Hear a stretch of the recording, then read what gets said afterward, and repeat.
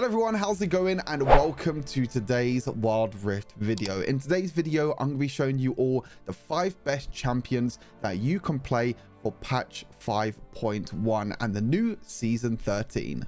I'm going to be showing you one champion from every single role, from the Baron lane to the support role, and these are some of the best solo queue champions that you can play to carry your team.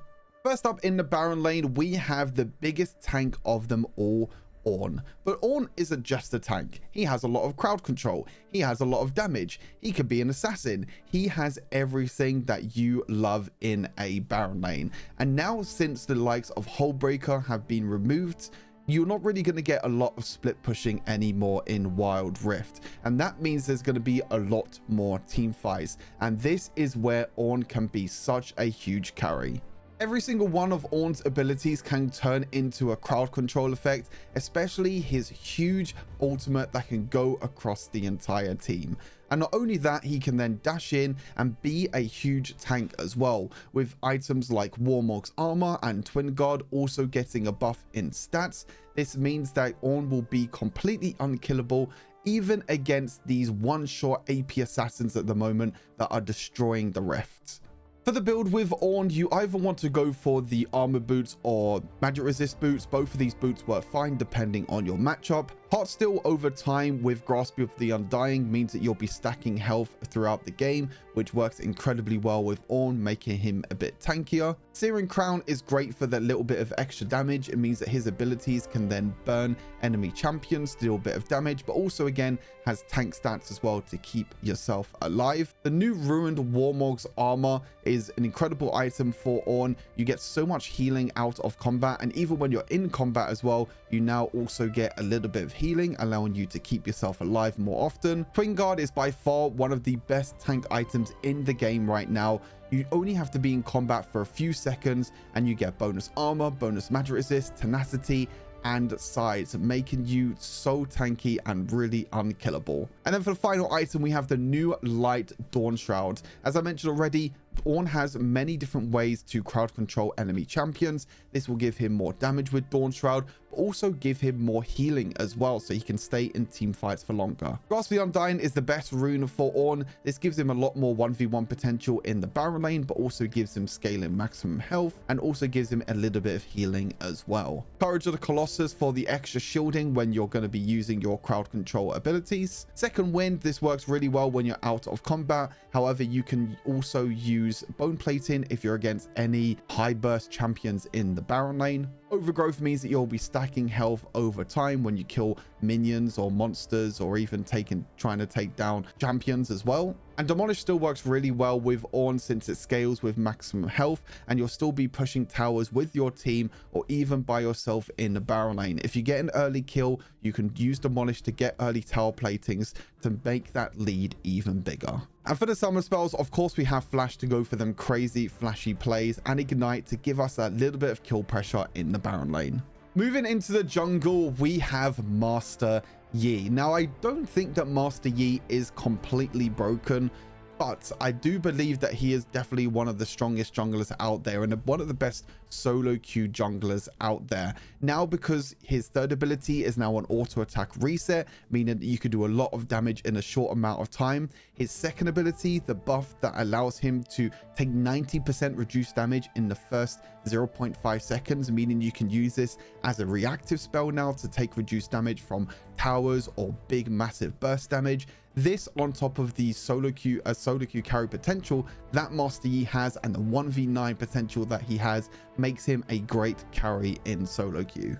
You do still have to be very careful with crowd control, as this is one of Master Yi's biggest counters, so making sure that you build items like Quicksilver as your boots enchant means you can run in, use your ultimate, use all your abilities, and just dodge a lot of damage, but also deal a lot of damage at the same time. As for the build with Master Yi, we've got so many great items now for Master Yi thanks to the changes to Runeblade Rune King and also the addition to Terminus. We want Berserker's Greaves over Glutton's Greaves since we're going for this on-hit build that focuses more on attack speed, dealing more damage with our items rather than getting damage from our attack damage normal auto attacks. Runeblade Ruin King is such an amazing item. You get more damage now with this item, more healing, and also the item is cheaper, and it's a perfect item to steal movement speed from enemy champions when playing Master Yi. Terminus over time just allows you to gain armor and magic resist when you're auto attacking, but also gives you a bit of armor penetration as well, meaning you can deal more damage,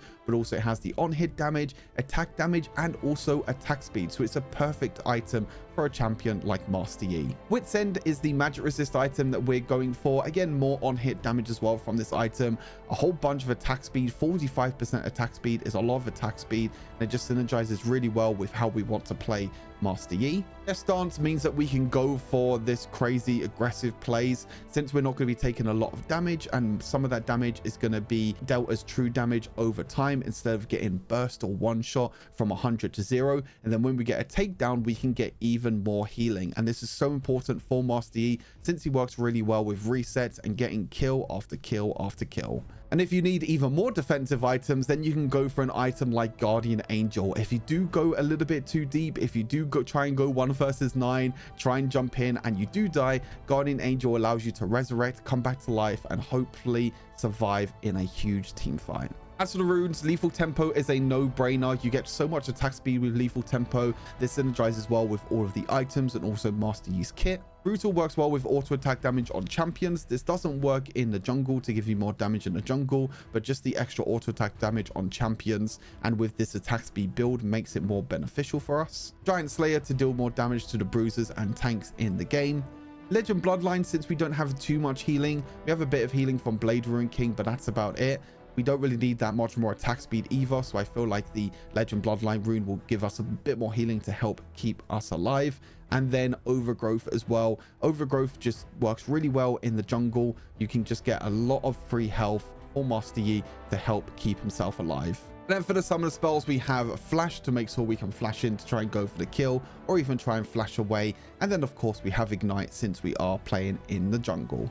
Onto the mid lane now. You could pick so many different AP mages at the moment in the mid lane, but I've picked Zoe. I mean, AP mages at the moment are just absolutely incredible. There are so many buffs to so many amazing items in the mid lane, and I think it makes mages at the moment one of the best classes to play in Wild Rift. With Zoe, she has so much catch potential with her bubble. She has so much playmaking potential as well with her second ability, being able to pick up summoner spells around the map. This allows her to either flash in to deal more damage, or even try and flash away to safety, not once but multiple times during a fight. And with the item build as well, we're going to be doing a huge amount of burst damage, and honestly I've had situations where you can land a bubble and just use your first ability and you can one shot enemy carries in an instant. You do have to be careful when jumping in, since you are going to be designated to a portal that you're always going to be jumping back to. So you do still have to play safe.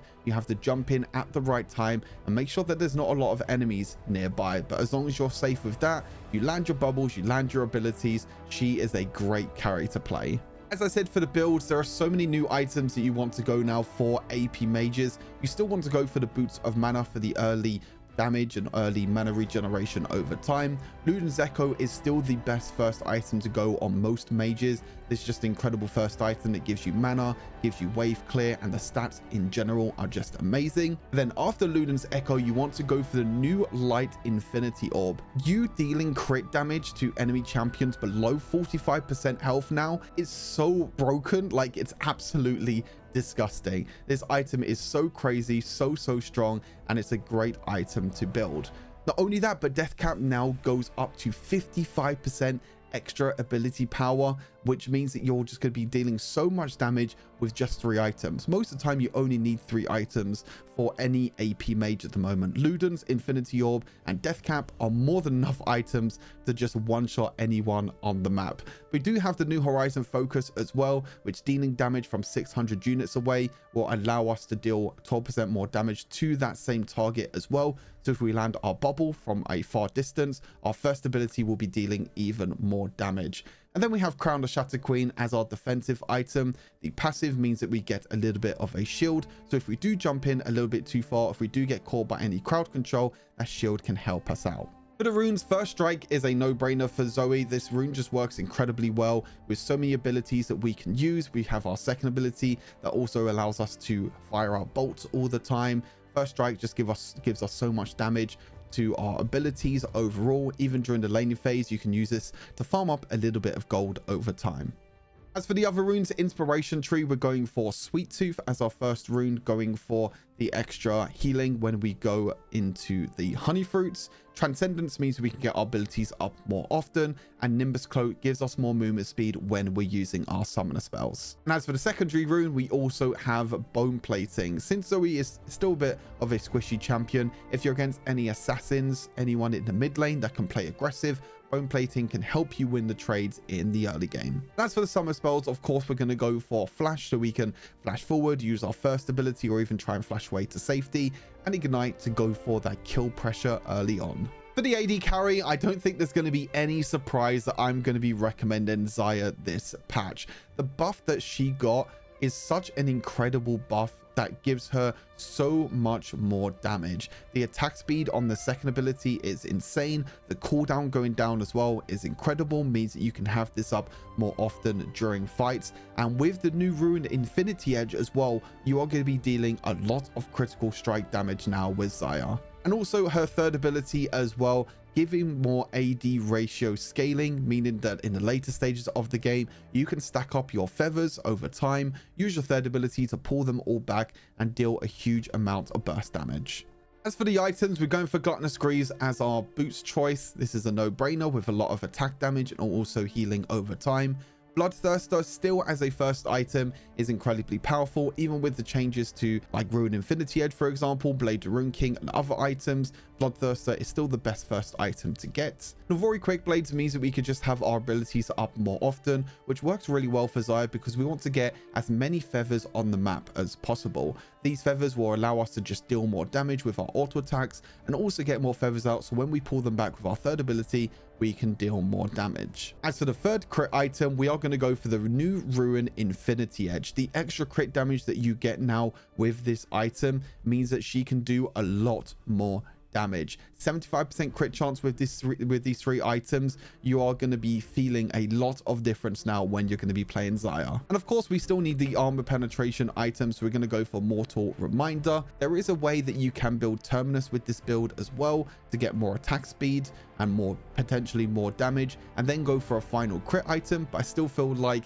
the anti-heal that Mortal Reminder gives is still going to be very important. And as for the defensive item, Guardian Angel is my choice. However, you can go for items like Maw of Mount Mortius if you're against a lot of magic damage. For the runes, Lethal Tempo is now our choice for runes for Xayah. Since we have a lot of attack damage in our build, we are going to be benefiting more from the attack speed from Lethal Tempo. We don't have any attack speed items anymore. We don't have Magnetic Blaster or Solari Charge Blade, so we get the attack speed from our runes instead. Brutal for the extra auto attack damage is really vital, especially in the early game. Giant Slayers deal more damage against bruisers and tanks, and Legend Alacrity for the attack speed over time.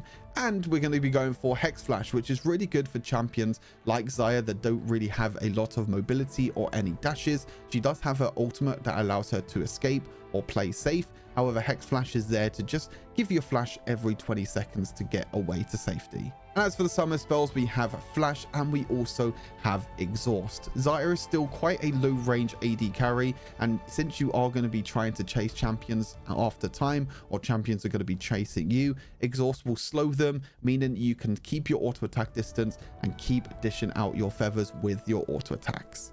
Last but by no means least, down in the support role, I've gone for Nautilus. I think tanks are going to be super important in this meta, and Nautilus is one of the tanks that I feel like is one of the best at the moment in the support role. His crowd control that he can get, his chain CC that he can deal as well, every single one of his abilities has the potential to either slow, stun, knock up enemy champions in an instant. And if you can use this in a combo, you can crowd control some champions for 2, maybe up to 3 seconds as well, which means the rest of your team can follow up and deal a lot of damage. I think with so much one-shot potential and so much damage in the game right now, playing a tank support is a lot better than playing an enchanter support, since the healing and shielding won't really make too much of a difference.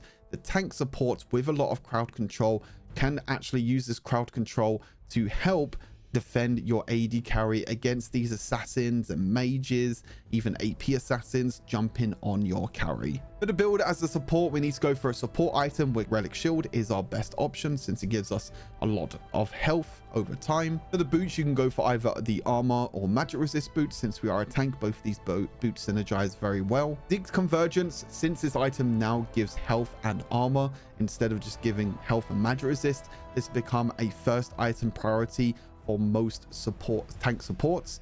And also the extra damage that you can deal when you use your ultimate. If you are within close range of a champion, you can use Seek's Convergence to give your team more damage, which is always going to happen with Nautilus, because you're going to use your ultimate and then you're going to use your hook afterwards to go into melee range. So that means the rest of your team can deal more damage. Warmogs is not a first item anymore on supports, since this item now has a bigger threshold. You need 1150 health now instead of 950 health, but it's still a good item overall for support, so you can still build this as a second item to get healing over time. The same thing with Ornn as well, with Twin Guard being one of the best tank items in the game. The attack damage that you lose from Warmogs and also Twin Guard doesn't really matter to Nautilus. He wants to be a tank.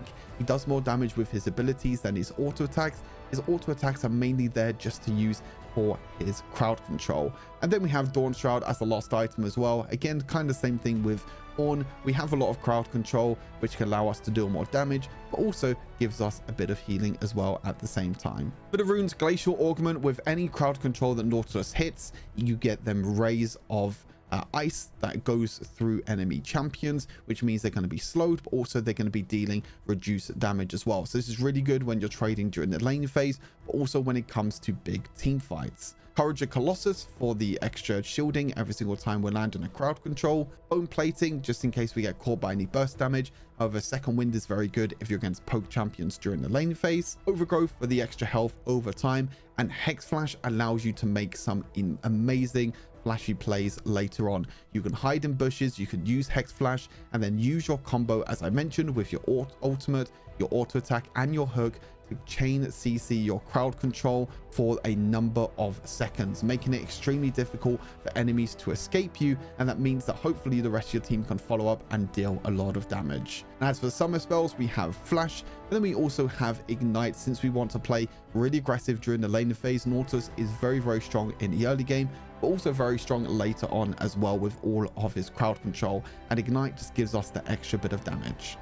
And that's all the champions that I wanted to recommend for this patch and this new season. If you feel like there is a champion that I've missed out, or a champion that you feel like is very strong at the moment, let me know down in the comments. But these are some of the best solo queue champions to play.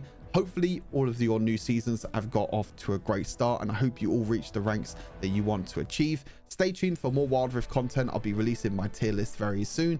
Until then, take care, and I'll see you all in the next Wild Rift video. Peace.